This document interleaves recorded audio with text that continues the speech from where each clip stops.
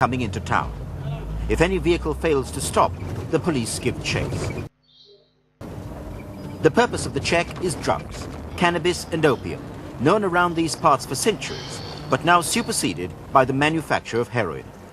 In only 4 years, dealing in heroin has become a multi-million-dollar concern, and the Northwest Frontier Province a world manufacturing center. Catching the smugglers could be hazardous. 2 days after we made this film, an officer from this squad was killed, shot 8 times. The problem for the authorities is clear. These vehicles ply an age-old route, using every crossing point between Afghanistan and Pakistan.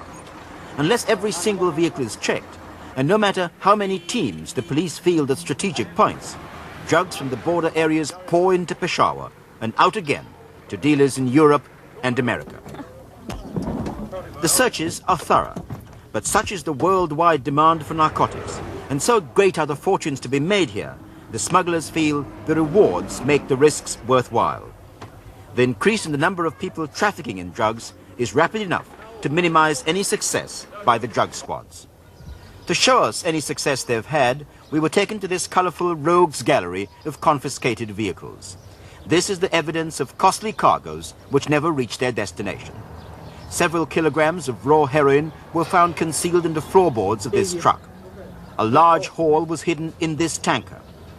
And a compartment in the roof of this bus, adorned with a line from the Quran, yielded $1 million haul. To fight back, the drug traffickers become more inventive. This is one ploy that didn't quite deceive the police. Packets of heroin stuffed into a rock. There were several like it, parts of a costly consignment. The rocks had been split, filled, and carefully glued together again.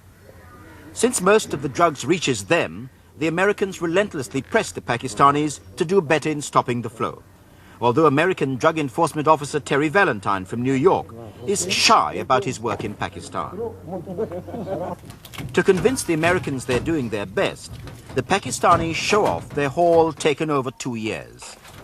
Locked away securely in a large metal chest, over 5,000 kilograms of opium, 13,000 kilos of hashish, and nearly 2,000 kilos of raw heroin. Street value, £1 billion. Success in fighting the drug traders has to be judged by this: amounts seized. But there's no real appreciation of the scope of the trade. For every kilogram seized, perhaps 10 get through. Heroin manufacturing is new here. For centuries, the Iranians and the Turks kept the know-how to themselves. But the Iranian Revolution pushed the manufacturers and their traffickers to Afghanistan. Then came the Soviet tanks.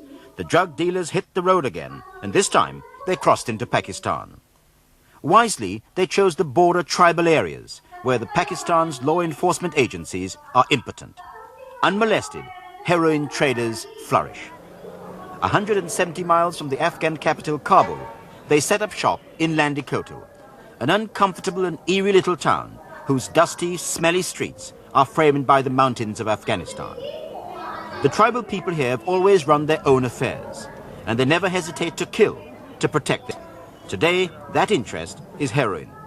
As unlikely as it may appear, this is the heroin manufacturing capital of the East. And the clue to the success of this rundown complex of street traders is that Pakistani laws do not apply here. Only special police may even come into this place, and only in large numbers. For our visit to Landikotal, the political agent turned out his men in force. They never, for a single moment, left our side.